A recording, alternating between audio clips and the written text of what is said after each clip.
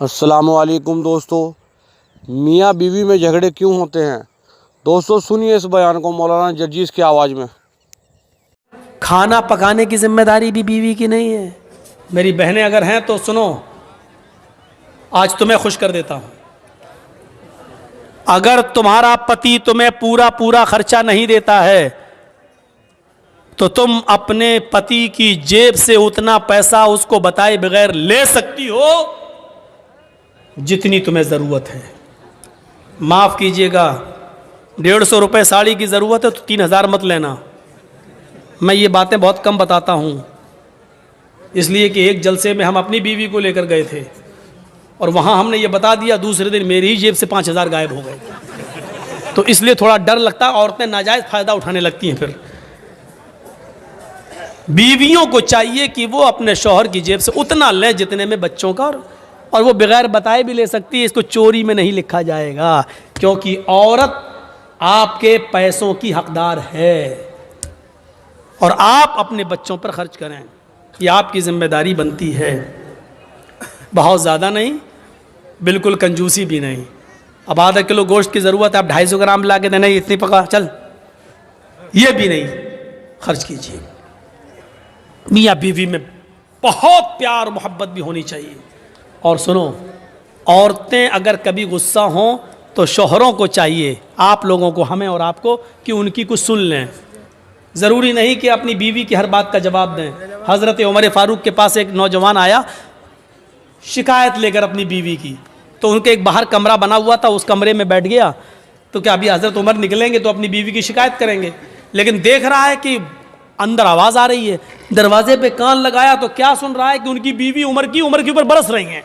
صاحب تم تو چلے جاتے ہو، پکنے کو کون لائے گا، کھانے کو کون لائے گا، آٹا کون لائے گا، چاول کون لائے گا، یہ کون لائے گا، تم تو چلے جاتے ہو، تمہیں فکر ہوتی ہے پھر گھر کی۔ حضرت عمر سر نیچے ڈال کے کر رہے ہیں۔ یہ کہنے لگا، لو، یہ اٹھ کے چلنے لگا۔ حضرت عمر تھوڑی دیر کے بعد گھر سے نکلے، کمرے میں آئے، کہیں یہاں تو ایک آدمی بیٹھا، دیکھا وہ جا رہا ہے، اس کو آواز دی، اے ہلو سنو، اے۔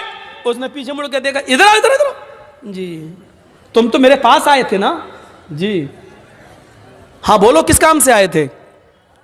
نہیں امیر المومنین، اب وہ کوئی کام نہیں ہے میرا، میں جا رہا ہوں۔ ارے نہیں، تم اتنی دور سے آئے، کام بتاؤ، کیا کام تھا بتاؤ تو صحیح۔ کہا وہ میرا کیا کام تھا وہ تھا، لیکن وہ آپ کے بس کا نہیں ہے۔ میں امیر المومنین ہوں، میرے بس کا نہیں ہے، مجھے لوگوں کی خدمت کے لیے لوگوں نے امیر بنایا اور میرے بس کا نہیں ہے۔